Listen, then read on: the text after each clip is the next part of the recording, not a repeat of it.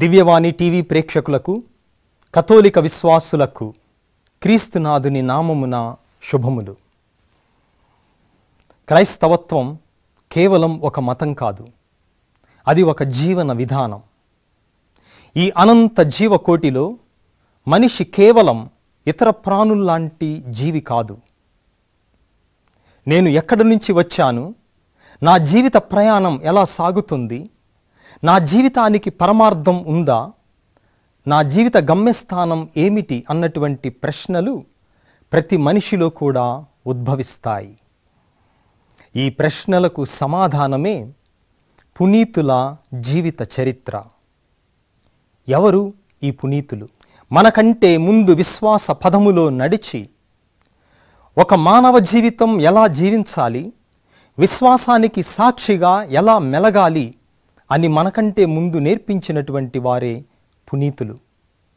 ఈ పునీతులు మోక్షము చేరారని కథోలిక శ్రీసభ అధికారికముగా ప్రకటిస్తుంది. మనం కూడా ఈ పునీతుల జీవిత ఆదర్శాన్ని చూచి వారి జీవిత ముఖ్య సన్నివేశాలను తెలుసుకొని ప్రేరణ పొందుదాం. వారి మాటలు మనకు ప్రేరణ కావాలి, వారి విశ్వాస పదం మనకు సుమాతృక కావాలి, వారి యొక్క క్రైస్తవ జీవితం మనకు ఆదర్శం కావాలి. కనుక ఈ మన పునీతులు కార్యక్రమానికి మిమ్మందరినీ ప్రేమతో ఆహ్వానిస్తున్నాం.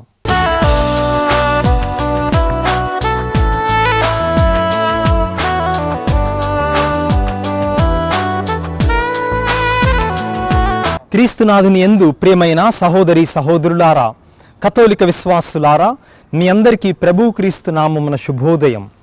ఈరోజు జూన్ నెల 14వ తేదీ మన తల్లి అయినటువంటి శ్రీసభతో మనందరం ఏకీభవించి సంతోషిస్తూ పునీత మెథోడియస్ గారి పండుగను కొనియాడుతూ ఉన్నాము.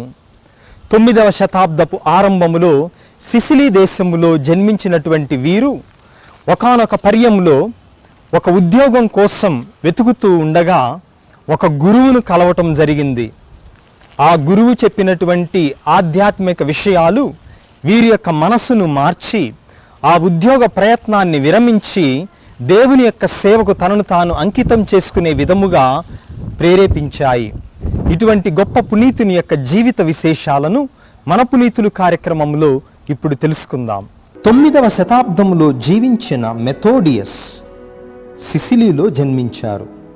కానీ స్వగ్రామం ఇటలీ దేశములోని సిరాకుస్. ఇక్కడే వారు విద్యావంతులై కాన్స్టంటినోపిల్ రాజ్యములో ఏదో ఒక ఆస్థాన ఉద్యోగం సంపాదింప వెళ్ళారు.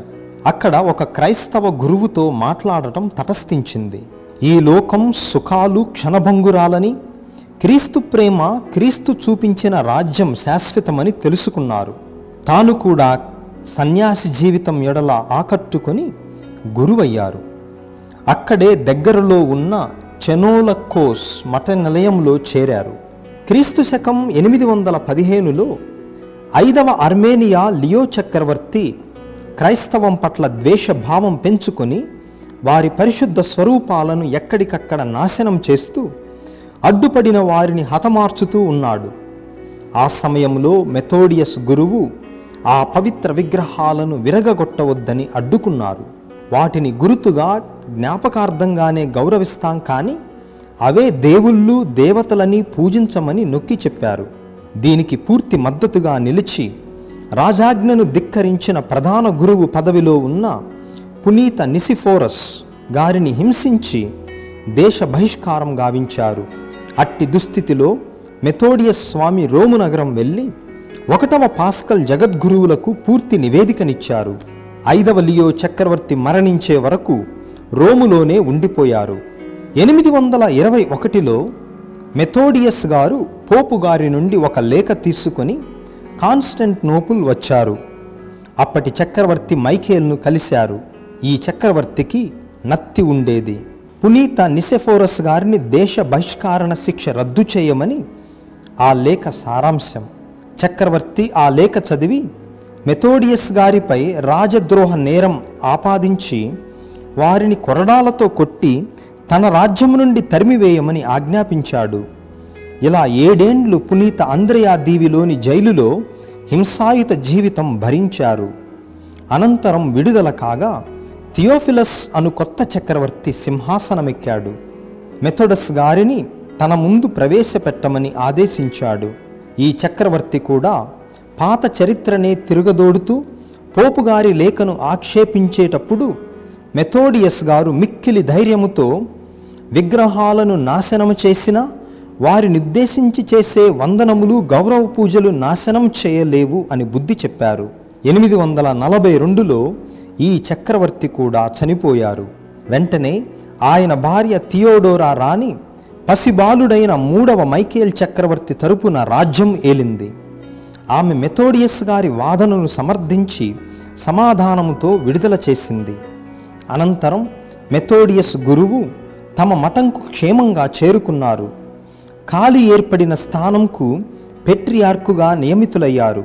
వీరి హయాంలో నైసియా సభ శాసనాలు అమలుపరిచారు. విగ్రహాలు తొలగించాలనే రాజశాసనాన్ని రద్దుపరచ రాణి థియోడో గారి సహాయం తీసుకున్నారు. విగ్రహాలకు సంబంధించి గురువుల్లో ఉన్న భిన్నాభిప్రాయాలకు ఓపిక వహించేటట్లు చూశారు. వీరు 847 జూన్ 14వ తేదీన ఉబ్బసం వ్యాధితో కాన్స్టంటినోపుల్లో కన్నుమూశారు. వారు వ్రాసిన చరిత్ర పుస్తకాలు ముఖ్యముగా పునీత మరీనా, పునీత అగతా, పునీత కాస్మస్, దమియాను ఇంకా పునీత థియోఫేన్స్ అను వారివి నేటికి భద్రపరచబడి ఉన్నాయి. మెథోడియస్ అనగా నిజమైన త్రోవ అని అర్థం. తన యొక్క వీరోచితమైనటువంటి విశ్వాసము ద్వారా ప్రభువు శిష్యునిగా పేరుగాంచిన ఈ పునీతుణ్ణి మన కోసం కూడా వేడుకోమని ఇప్పుడు ప్రార్థిద్దాం. ప్రార్థించుదము. కనికరముకు నిలయమైన ఓ సర్వేశ్వరా, ఈరోజు మేము కథోలిక తిరుసభలో కొనియాడుతున్నటువంటి పునీత 1వ మెథోడియస్ గారికి కథోలిక తిరుసభలో ఉన్నటువంటి స్వరూపముల మీద ఎంతో భక్తి విశ్వాసములను కనపరిచేటటువంటి పునీతినిగా మీరు తయారు చేసితిరి. తద్వారా మేము స్వరూపముల దగ్గర ప్రార్థన చేసినప్పుడు అది విగ్రహారాధన కాదని, ఏకైక సర్వేశ్వరిని భక్తి నుండి మమ్ము అవి దూరము చేయవని వారు చేసినటువంటి బోధనను మేము కూడా గ్రహించి స్వరూపాల ఎడల మాకున్నటువంటి భక్తిని అధికము చేయుడు. తద్వారా మేము ఈ విన్నప ప్రార్థన సహాయమున మోక్ష భాగ్యము పొందేటటువంటి శక్తిని ప్రసాదింపుడు. మా నాథుడును మీ కుమారుడైన క్రీస్తు ద్వారా ఈ మనవి చేయుచున్నాము. ఆమెన్.